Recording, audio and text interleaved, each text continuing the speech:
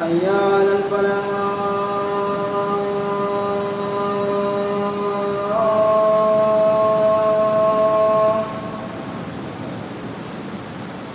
حي على الفلاح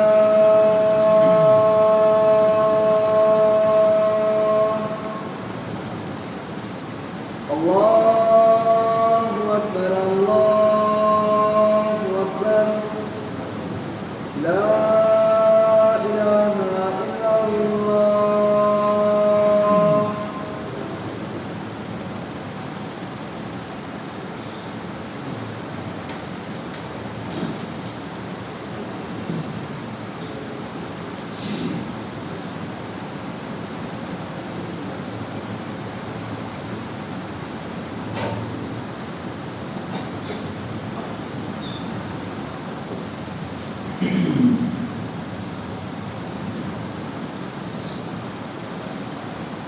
إن الحمد لله نحمده ونستعينه ونستغفره ونعوذ بالله من شرور أنفسنا ومن سيئات أعمالنا من يهده الله فلا مضل له ومن يضلل فلا هادي له وأشهد أن لا إله إلا الله وحده لا شريك له وأشهد أن محمدًا عبده ورسوله أما بعد فإن خير الحديث كتاب الله وخير الهدي هدي محمد صلى الله عليه وسلم وشر الأمور محدثاتها وكل محدثة بدعة وكل بدعة ضلالة وكل ضلالة في النار. فقال الله تعالى في كتابه المجيد أعوذ بالله من الشيطان الرجيم بسم الله الرحمن الرحيم يا أيها الذين آمنوا أطيعوا الله وأطيعوا الرسول ولا تبطلوا أعمالكم. وقال في موضع آخر عن حديث عبد الرحمن بن صخر الدوسي رضي الله تعالى عنه عن النبي صلى الله عليه وسلم قال ليأتين على الناس زمان لا يبالي المرء بما أخذ المال أم من حلال أو من حرام.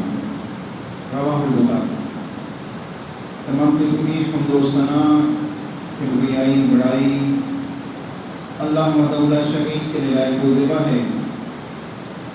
سبحان اللہ بحمدہ سبحان اللہ العظیم. انگنت درد و سلام ہو انبیاء کی مقدس جماعت پر، خصوصاً سید المرسلین رحمۃ للعالمین جناب محمد رسول اللہ صلی اللہ علیہ وسلم کی ذات گرامی. اللہم صلی علی محمد وعلی آل محمد کما صلیت علی ابراہیم وعلی آل ابراہیم انک حمید مجید. اللهم بارك على محمد وعلى آل محمد كما باركت على إبراهيم وعلى آل إبراهيم إنك حميد مجيد. اللہ کی حمد و ثنا اور رسول اکرم صلی اللہ علیہ وسلم کے اوپر درود و سلام کے بعد ہم علامت قیامت کے سلسلے میں پچھلے کئی جمعوں سے کتاب و سنت کی روشنی میں فرامین الہی اللہ رب العالمین کے فرامین کو اور فرامین رسول صلی اللہ علیہ وسلم کو سن رہے ہیں. اللہ سے دعا ہے کہ اللہ ہمیں جو باتیں ہم کتاب و سنت کی روشنی میں سن رہے ہیں ان کے مطابق اپنی زندگیوں کی اصلاح کرنے کی توفیق عطا فرمائے. آپ تمام سے سب سے پہلے تو یہ گزارش ہے کہ اگر آپ کے پاس ماسک وغیرہ یا دستی وغیرہ جو بھی ہو آپ باندھ کے بیٹھے. اللہ نے کتاب اللہ کے اندر اس بات کا حکم دیا ہے کہ اے ایمان والو اپنی جانوں کو ہلاکت میں نہ ڈالو. تو جہاں اللہ کی ذات پہ توکل کرنا ہے وہاں انسان کو اسباب بھی اپنانا ہے. اسباب کو چھوڑ کے توکل نہیں کرنا. اسباب کو چھوڑ کے اللہ کی ذات کے اوپر توکل نہیں کیا جاتا ہے. تو اسباب کو بھی اپنائیے اور اللہ کی ذات پہ توکل بھی کیجیے. کبھی آپ کو کسی اہل علم نے، کسی دین کے سمجھنے والے نے یہ نہیں کہا کہ آپ زہر پی لیجیے اور اللہ پہ توکل کیجیے. تو اللہ پہ جہاں توکل کرنا ہے وہاں مضر چیزیں جو نقصان دینے والی ان سے بچنے کے احتیاطی تدابیر جو ہے ان کو اپناتے ہوئے اللہ کی ذات پہ توکل کرنا ہے کہ میں نے ان کو اپنایا ہے، حفاظت اللہ رب العالمین کرے. جیسے انسان جب گھر سے نکلتا ہے تو جب گھر سے نکلتا ہے دعا پڑھ کے نکلتا ہے، بسم اللہ توکلت علی اللہ لا حول ولا قوت الا باللہ. اپنے گھر پہ تالا لگاتا ہے، لاک لگا کے نکلتا ہے اور مزید ایک عمل آیت الکرسی پڑھ کے بولتا ہے. یہ کیوں ہے؟ اگر توکل اسے کہا جائے کہ گھر کو چھوڑ دیا جائے، خالی کھلا چھوڑ دیا جائے، بنا لاک لگائے نکل جایا جائے، بندہ کہے کہ میں تو اللہ کی ذات پہ توکل کرتا ہوں، یہ توکل نہیں. اس کے گھر میں اگر چوری ہو جائے، وہ کہے میں تو اللہ کی ذات پہ توکل کرتا تھا اور میرے گھر میں چوری ہو گئی، تو یہ توکل نہیں ہے. اللہ کے نبی نے کہا عاقل ہا و توکل، اپنے اونٹ کو باندھ دو پھر اللہ پہ توکل کرو. تو پہلے اسباب اپنائیں، احتیاطی تدابیر اپنائیں اور اللہ کی ذات کے اوپر توکل رکھتے ہوئے اپنائیں کہ اللہ اس سے حفاظت کرے. اللہ لیکن اسی کو ذریعہ نہ، اسی کو یہ نہ سمجھے کہ یہ اب لگا لیا تو اب نہیں ہوگا کچھ، یہ بھی نہ سمجھے. توکل اللہ کی ذات پہ ہو، اسباب اپناتے ہو. اس بات کو ہمیشہ ذہن میں رکھیں. علامت قیامت میں ہم بہت سی باتیں کتاب و سنت کی روشنی میں سنے ہیں، کئی علامت ہم نے سنی ہیں. ایک علامت رسول اللہ صلی اللہ علیہ وسلم نے بیان کی انسان کے مال کے سلسلے میں. اور اگر ہم اپنے معاشرے کا جائزہ لیں تو رسول اکرم صلی اللہ علیہ وسلم کی بیان کردہ یہ علامت آج ہم اپنے معاشرے کے اندر کھلے طور پہ دیکھ سکتے ہیں. اسلام نے ہر اعتبار سے ایک مومن کو یہ حکم دیا ہے کہ وہ کلوا من طیبات، وہ طیبہ اور پاکیزہ چیزوں کا ہی استعمال کرے کھانے اور پینے کے سلسلے میں. اور اسلام نے اس کو حکم دیا ہے کہ وہ حلال روزی کا اہتمام کرے، حرام روزی سے اپنے آپ کو بچائے، اس سے اجتناب کریں، اس سے نہ کھائے نہ پیے نہ اس کا لباس پہنے. اللہ کے نبی محمد رسول اللہ صلی اللہ علیہ وسلم نے واضح طور پہ یہ بات بیان کی کہ ایک بندہ سفر پہ ہے اور اس کی باڈی کے اوپر آثار سفر بھی دکھائی دیتے ہیں، بال پراگندہ ہے، دھول آلود ہے، کپڑے گندے ہو چکے ہیں، سفر کی تھکاوٹ اس کے جسم پہ موجود ہے، اور دوسری علامتیں جو سفر کی ہو سکتی ہے، صعوبتوں کی، وہ تمام چیزیں اس کے پاس موجود ہیں. اور یہ بات واضح ہے کہ جب انسان سفر پہ ہوتا ہے تو اس کی دعائیں زیادہ قبول ہوتی ہیں. وہ مصیبت میں بھی ہے، حالات بھی خستہ ہے، سفر پہ بھی ہے، اللہ سے دعا بھی کرتا ہے، نمازوں کو بھی پڑھتا ہے، اللہ کے سامنے دعا کرتا ہے، اپنے ہاتھوں کو اٹھاتا ہے اور یا ربی کہہ کے اللہ رب العالمین سے دعائیں مانگتا ہے. رسول اللہ صلی اللہ علیہ وسلم ارشاد فرماتے ہیں فَكَيْفَ يُسْتَجَابُ اللَّهُ کہ اللہ رب العالمین اس کی دعاؤں کو کیسے قبول کرے گا جبکہ اس نے جو لقمہ کھایا ہے وہ حرام کا کھایا، اس نے جو لباس پہنا ہوا ہے وہ حرام کی کمائی کا لباس، اس کی کھائی ہوئی غذا حرام کی ہے، اس کا پہنا ہوا کپڑا حرام کا ہے، اس کے توشہ سفر حرام کی کمائی کا ہے، اسباب سفر میں جو سواری اس کے پاس ہے وہ حرام کی کمائی کی، الغرض جو سورس آف انکم ہے اس کی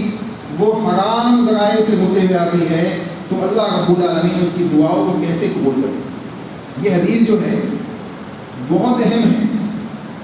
انسان زندگی بھر عبادت کرتا ہے یہاں تک کہ اس کے بال سفید ہو جاتے ہیں اور اس کے بعد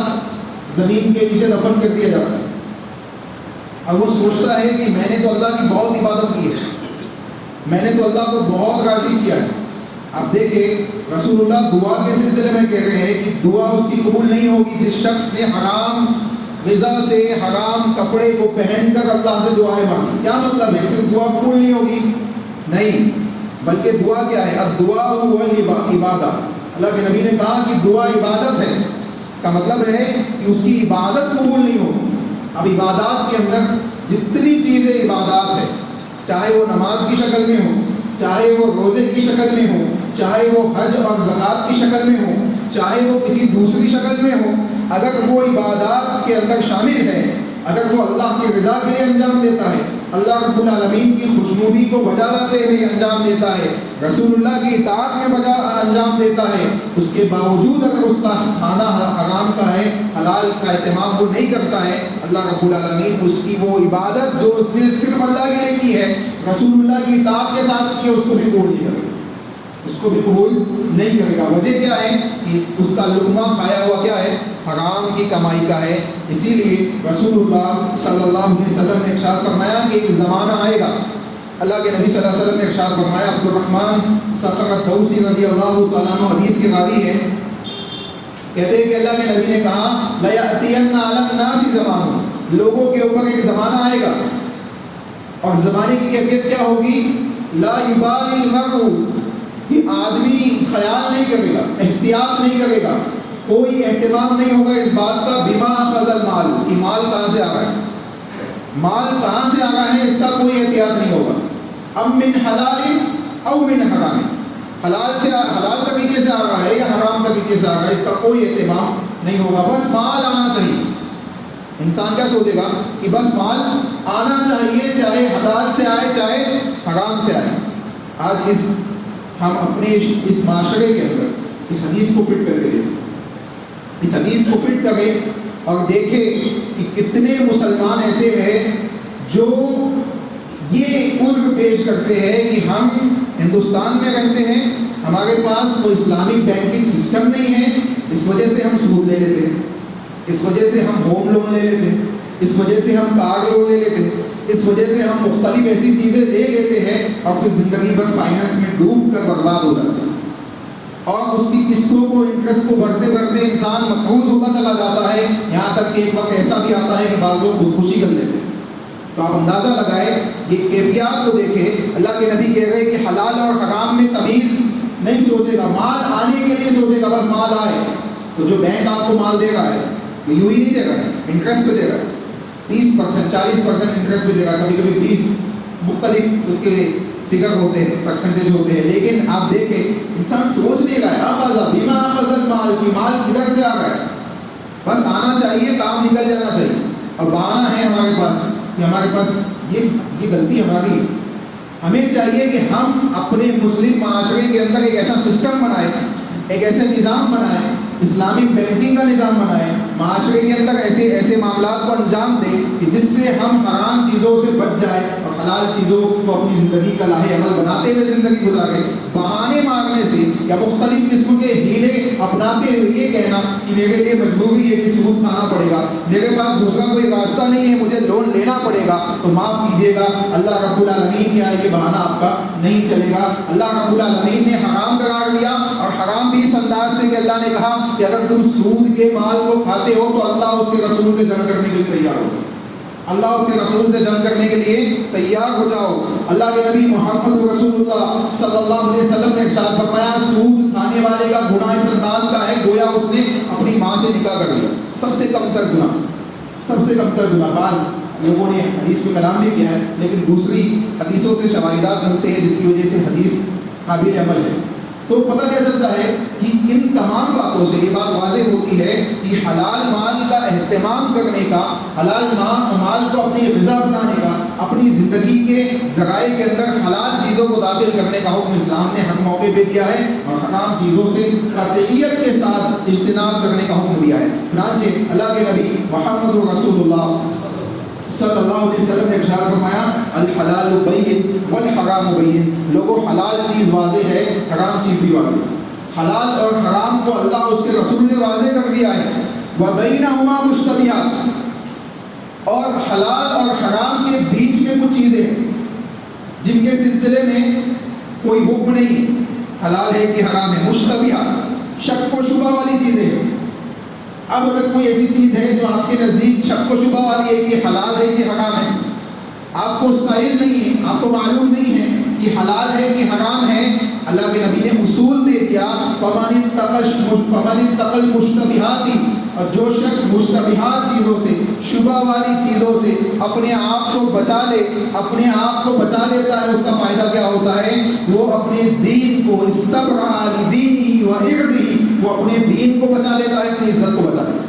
اپنے دین کو بچا لیتا ہے، اپنی عزت کو بچا لیتا ہے۔ اور جو مشتبہات چیز میں مبتلا ہو جاتا ہے وہ اپنے دین کو برباد کر دیتا ہے، اپنی عزت کو برباد کر دیتا ہے۔ تو پتہ کیا چلا کہ حلال اور حرام واضح ہے۔ اب حلال اور حرام کے بیچ میں جو مشتبہات، شک و شبہ والی چیزیں ہیں، اگر ایسی چیزیں آپ کے سامنے آ جاتی ہے تو کیا کرنا چاہیے؟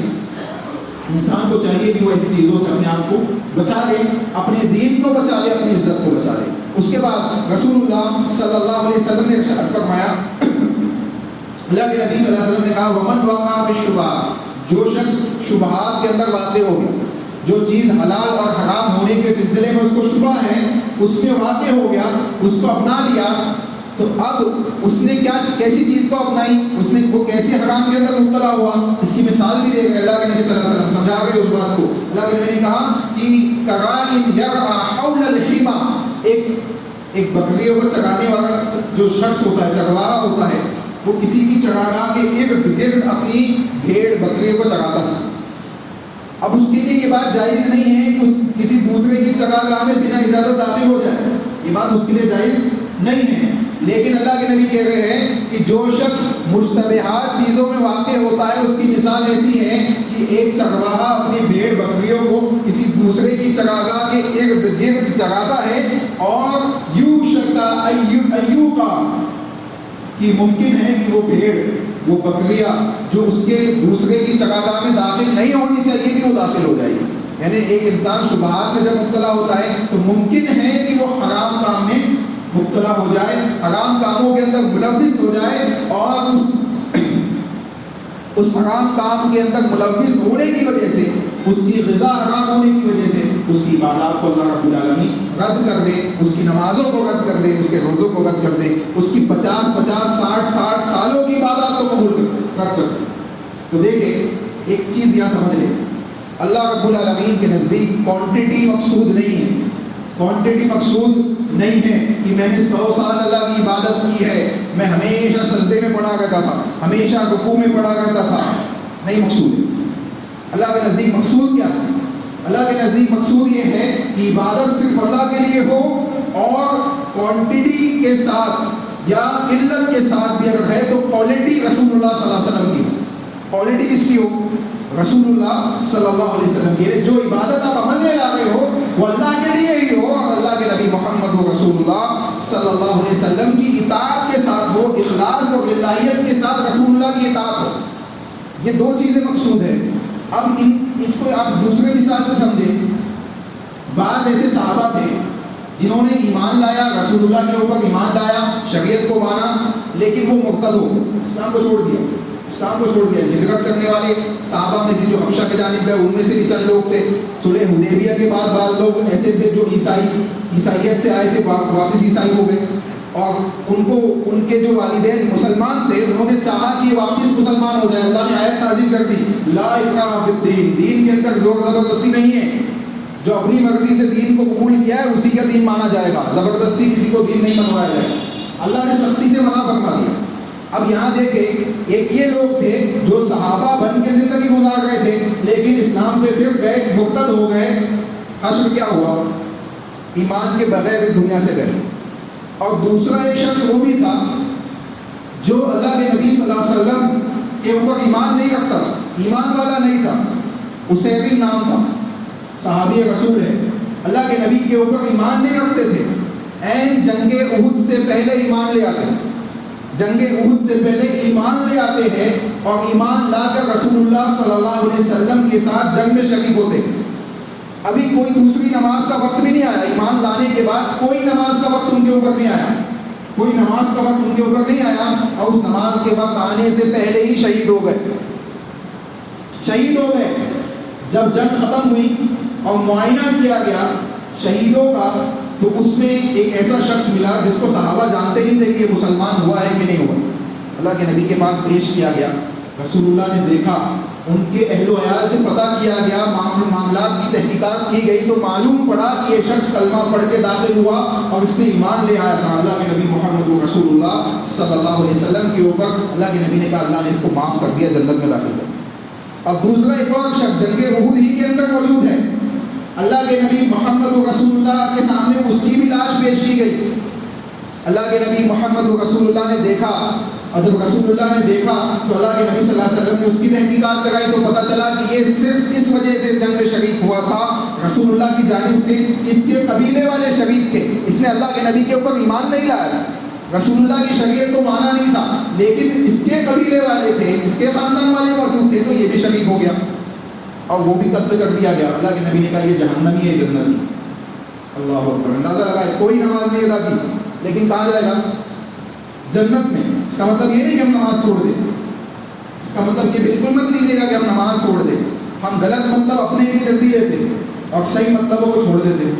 تو بتانے کا مقصد کیا ہے کہ کوانٹٹی مقصود نہیں ہوتی دین کے اندر، دین کے اندر کوالٹی مقصود ہوتی ہے۔ کوالٹی کون سی ہوتی ہے کہ اللہ کی عبادت صرف اللہ کے لیے ہو، خالص اس کے لیے، اور اطاعت اس عبادت کے اندر رسول اللہ صلی اللہ علیہ وسلم کی ہو، تو یہ کوالٹی ہوتی ہے۔ اب جب عبادت اگر کسی چیز کی وجہ سے رد کر دی جائے تو وہ چیز اس چیز کے لیے شرط ہو جاتی ہے۔ مثال کے طور پہ وضو ہے، بنا وضو کے نماز قبول نہیں ہوتی، تو وضو کیا ہے نماز کے لیے؟ شرط ہے۔ اسی طریقے سے حلال روزی کا ہونا عبادات کے لیے شرط ہے، اگر حرام روزی ہوگی تو عبادت رد ہو جائے گی۔ کیا پتہ چلا کہ اگر حلال روزی کا اہتمام انسان نہیں کرے گا تو آج ہم اس زمانے کے اندر زندگی گزار رہے ہیں جس زمانے کے سلسلے میں پیشن گوئی رسول اللہ صلی اللہ علیہ وسلم نے 1450 سال پہلے کر دی کہ ایک زمانہ آئے گا لوگوں پہ کہ حلال اور حرام میں تمیز نہیں کی جائے گی۔ آپ دیکھیں ایک اور چیز اللہ کے نبی نے بیان کی دوسری حدیث کے اندر کہ شراب لوگ پیئیں گے نام بدل کے شراب پیا جائے گا۔ قیامت سے پہلے ایسا زمانہ آئے گا کہ لوگ شراب پیئیں گے اور نام بدل دیں گے۔ دیکھ لیں آپ معاشرے کے اندر ایسی چیزیں موجود ہیں، یہاں تک کہ 10 روپے کے اندر بوٹلیں بک رہی ہیں جو فروٹ بیئر اور دوسرے ناموں سے بک رہی ہے اور باضابطہ اس میں شراب کی بو آ گئی۔ اس قسم کے معاملات موجود ہیں اور ہم اس کو استعمال کر رہے ہیں، ہمارے بچے استعمال کر رہے ہیں، معلوم نہیں۔ یہ حرام چیز ہے جس کو ہم اپنی غذا بنائے ہوئے ہیں، اس کا بیچنا بھی حرام ہے، اس کا خریدنا بھی حرام ہے، اس کا پینا بھی حرام ہے، اس کے اندر کسی قسم کا تعاون کرنا حرام ہے۔ انسان کی وہ کمائی اس کے ذریعے سے کسی بھی اعتبار سے اس کی کمائی ہو وہ اس کے لیے حرام ہو جائے گی، اس کے لیے جائز نہیں ہوگی۔ چنانچہ انسان کو چاہیے کہ ایسے فتنوں کے زمانے کے اندر اپنے ایمان اور عمل کی حفاظت کے لیے قدم پھوٹ کے رکھے، قدم کو اہتمام کرتے ہوئے اللہ کے نبی محمد رسول اللہ کی اتباع میں اپنے قدموں کو آگے بڑھائے۔ اور زندگی تو ختم ہونی ہے نا، ہر انسان کو ختم ہونا ہے، ہر انسان کو قبر میں دفن ہونا ہے، ہر انسان کو موت آنی ہے، تو موت کی طرف تو ہم سب بڑھ ہی رہے ہیں، تو اچھے طریقے سے بڑھے، رسول اللہ کی اطاعت کے ساتھ بڑھے، اللہ کی عبادات کے ساتھ بڑھے، حلال کو اپناتے ہوئے بڑھے اور حرام سے بچتے ہوئے بڑھے۔ اللہ سے دعا ہے کہ اللہ ہمیں ان باتوں کی سمجھ عطا فرمائے۔ اس کے بعد دوسری چیز جو بیان کی گئی، کہا گیا کہ غیر اللہ کے لیے علم حاصل کیا جائے گا۔ یہ قیامت کی علامتوں میں سے کہ لوگ غیر اللہ کے لیے علم حاصل کریں گے۔ غیر اللہ کے لیے مطلب اللہ کے علاوہ دوسروں کی خوشنودی کے لیے علم حاصل کیا جائے گا، لوگوں کو خوش کرنے کے لیے علم حاصل کیا جائے گا۔ لوگ اسی طریقے سے غیر اللہ کے سلسلے میں یعنی اللہ رب العالمین کی خوشنودی مقصود نہیں ہوگی۔ اللہ کے نبی محمد رسول اللہ صلی اللہ علیہ وسلم نے بیان کیا اس شخص کے سلسلے میں جو علم حاصل کرتا ہے اللہ کے لیے، اللہ رب العالمین کی خوشنودی کے لیے، علم کو بانٹتا ہے لوگوں میں اللہ کی خوشنودی کے لیے، علم سکھاتا ہے لوگوں کو اللہ کی خوشنودی کے لیے، اللہ رب العالمین کو راضی کرنے کے لیے لوگوں کے سامنے علم کی دعوت دیتا ہے، لوگوں کے سامنے علم کو بیان کرتا ہے۔ اللہ کے نبی محمد رسول اللہ نے بیان فرمایا ان اللہ و ملائکتہ، بے شک اللہ تعالیٰ اور اس کے فرشتے، وعلی السماوات، اور آسمانوں کے اندر جو مخلوقات موجود ہیں وہ تمام، والارضین، اور زمین کے اندر جو مخلوقات ہیں وہ تمام مخلوقات، والنملۃ فی جحرها، اور چیٹیاں اپنے بلوں کے اندر، والحوت، اللہ کے نبی نے کہا حتی الحوت لا یصلون، یہاں تک کہ مچھلیاں سمندروں کے اندر ایسے لوگوں کے لیے دعا کرتی ہے، معلم الناس الخیر، اللہ کے نبی نے کہا وہ معلم، وہ استاد جو لوگوں کو بہترین باتیں سکھاتا ہے، جو لوگوں کو خیر کی باتیں سکھاتا ہے، اس کے لیے آسمان والے اللہ رب العالمین اس کے اوپر رحمتوں کو نازل کرتا ہے، فرشتے اس کے اوپر رحمتیں نازل کرتے ہیں، زمین و آسمان کی مخلوقات، چیٹیاں، یہاں تک کہ سمندر کے اندر مچھلیاں ایسے لوگوں کے لیے کیا کرتی ہے؟ دعائیں کرتی ہے، اللہ رب العالمین سے دعائیں کرتی ہے۔ تو ہمیں چاہیے کہ ہم خیر کو پھیلانے والے بنیں اور یہ نیت رکھ کے پھیلائے کہ اس کا اجر اللہ دے گا، اللہ رب العالمین کی خوشنودی اس سے مقصود ہو، لوگوں کو خوش کرنے کے لیے حق بات کو توڑ مڑوڑ کے پیش کرنا، ان کے مطابق باتوں کو بیان کرنا، ان کی خوشنودی کو حاصل کرنے کے لیے حق کو چھپا دینا اور باطل کو حق بتانا، یہ تمام چیزیں ایسی ہے کہ غیر اللہ کے لیے علم سیکھنا اور اس کی تشریحات کو بیان کرنا، اس کے نشر و اشاعت کو ان کی خوشنودی کے لیے بیان کرنا، چاہے وہ ایک انسان کیوں نہ ہو، چاہے وہ بت کیوں نہ ہو، تمام کے تمام لوگ اس غیر اللہ کے اندر داخل ہے۔ اس لیے انسان کو چاہیے کہ اگر وہ علم سیکھ رہا ہے تو مقصد یہ ہو، نیت یہ ہو کہ خوشنودی اللہ کی ہے اور اللہ رب العالمین کی خوشنودی کے لیے علم کو سکھائے، سیکھے بھی اللہ کی خوشنودی کے لیے، سکھائے بھی اللہ کی خوشنودی کے لیے اور عمل بھی کرے تو اللہ کی خوشنودی کو حاصل کرنے کے لیے، اس کی رضا کو حاصل کرنے کے لیے۔ جب مقصد یہ ہوگا تو معاملہ کیا ہوگا؟ اللہ اس کے اوپر رحمت بھیجے گا، فرشتے رحمت بھیجیں گے اور دنیا کی آسمان و زمین کی، سمندروں کی اور زمین کے نیچے موجود تمام مخلوقات اس کے لیے دعا کرے گی کہ اللہ اس پہ رحم فرما، اس کے اوپر اپنی رحمتوں کو نازل فرما۔ اللہ رب العالمین سے وہ دعائیں کرے گی۔ اس سے بڑی فضیلت کی بات کیا ہو سکتی ہے کہ تمام کائنات کی مخلوقات کو ایسے انسان کے لیے اللہ نے متعین کر دیا ہے کہ اس کے لیے دعائیں کرو۔ اللہ سے دعا ہے کہ اللہ ہمیں ان باتوں کو سمجھنے کی توفیق عطا فرمائے اور یہ فتنے جو ہمارے معاشرے کے اندر موجود ہیں، ان فتنوں سے اپنے ایمان اور عمل کی حفاظت کرنے کی توفیق عطا فرمائے۔ ہم سے جو گناہ سرزد ہوئے اللہ رب العالمین، ہم تجھ سے دعا کرتے ہیں کہ ان گناہوں سے بچنے کی ہمیں توفیق عطا فرما۔ جو غلطیاں، جو گناہ ہم سے سرزد ہو چکے ہیں اللہ انہیں معاف فرما، جو غلطیاں اور گناہ ہم سے ہو رہے ہیں اللہ ان سے بچنے کی توفیق عطا فرما اور مستقبل میں ہمیں نیکیوں کو انجام دینے اور حال میں اپنی زندگی کو اللہ اس کے رسول کی اطاعت کے ساتھ گزارنے کی توفیق عطا فرما۔ اللہ ہم گنہگار ہیں، خطا کار ہیں، اے اللہ ہم نے بہت گناہوں کو انجام دیا ہے، اے اللہ ہمارے گناہوں کی وجہ سے آسمان و زمین کی خلائق فساد میں مبتلا ہے، سمندر فساد میں مبتلا ہے، اے اللہ مختلف قسم کے فتنے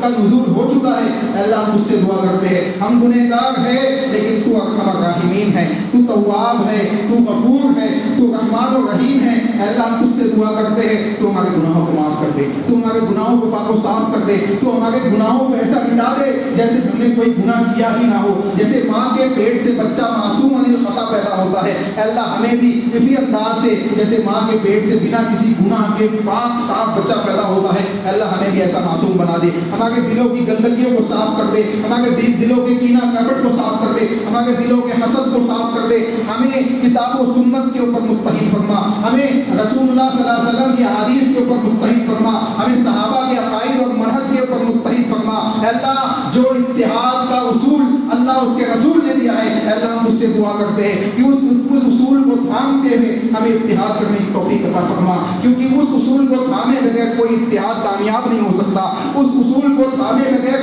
کوئی اتحاد میں اللہ کی خیر و برکت نازل نہیں ہو سکتی، اس اصول کو تھامے بغیر کوئی فرشتوں کا نزول نہیں ہو سکتا مدد کے لیے، اس لیے ہمیں چاہیے کہ ان اصولوں کو تھامیں اور ان اصولوں کے ساتھ امت مسلمہ کو متحد کرنے کی کوشش کریں۔ اللہ سے دعا ہے کہ اللہ ہمیں صحیح معنوں میں کتاب و سنت کا فہم عطا فرما، اے اللہ جو لوگ موجود ہیں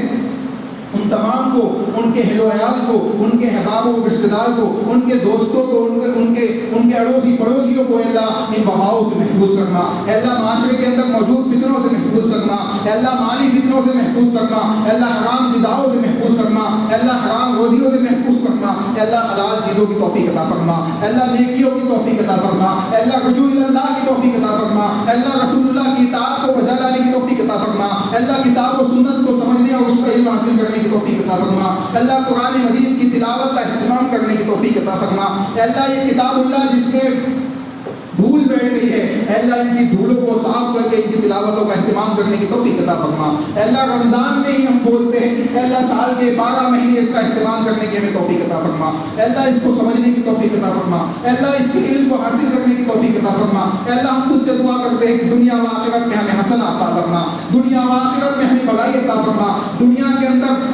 لیے رزق حلال کے راستوں کو آسان فرما، رزق حلال کے راستوں کو کھول دے، رزق حرام سے ہمیں بچنے کی توفیق عطا فرما، سود اور سود کی تمام قسموں سے ہمیں اپنے آپ کو بچنے اور بچانے کی توفیق عطا فرما۔ اے اللہ ہمارے گناہوں کو معاف فرما، اے اللہ جو لوگ موجود ہیں ان کو اپنی زندگیوں کی اصلاح کتاب و سنت کے مطابق کرنے کی توفیق عطا فرما۔ اے اللہ جو گزر چکے ہیں، جو جا چکے ہیں، اللہ ان کی مغفرت فرما، ان کی قبروں کو جنت کا باغ بنا، ان کے لیے جنت کی کھڑکیوں کو کھول دے، ان کے لیے جنت کے بستروں کو بچھا دے۔ اے اللہ ہمیں بھی جانا ہے، ہمارے لیے بھی یہ تمام اہتمام فرما۔ اے اللہ جب اس دنیا سے رخصت ہو تو حلال موت کے ساتھ، حسن خاتمہ کے ساتھ رخصت ہو، حرام موت سے ہم تمام کی حفاظت فرما، حرام موت سے ہم تمام کی حفاظت فرما، حرام موت سے ہم تمام کی حفاظت فرما۔ اے اللہ ہم تجھ سے دعا کرتے ہیں کہ ہمیں جنت الفردوس میں جگہ عطا فرما، جنت الفردوس میں جگہ عطا فرما، جنت الفردوس میں جگہ عطا فرما۔ اے اللہ ہم تجھ سے دعا کرتے ہیں کہ جہنم کی آگ عذاب قبر سے ہمیں محفوظ فرما، جہنم کی آگ اور عذاب قبر سے ہمیں محفوظ فرما، جہنم کی آگ اور عذاب قبر سے ہم تمام کو محفوظ فرما۔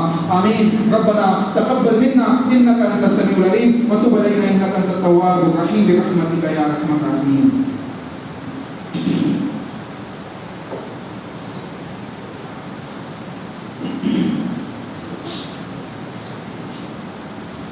إن الحمد لله نحمده ونستعينه ونستغفره ونعوذ بالله من شرور أنفسنا ومن سيئات أعمالنا، من يهده الله فلا مضل له ومن يضلل فلا هادي له، وأشهد أن لا إله إلا الله وحده لا شريك له، وأشهد أن محمدا عبده ورسوله، أما بعد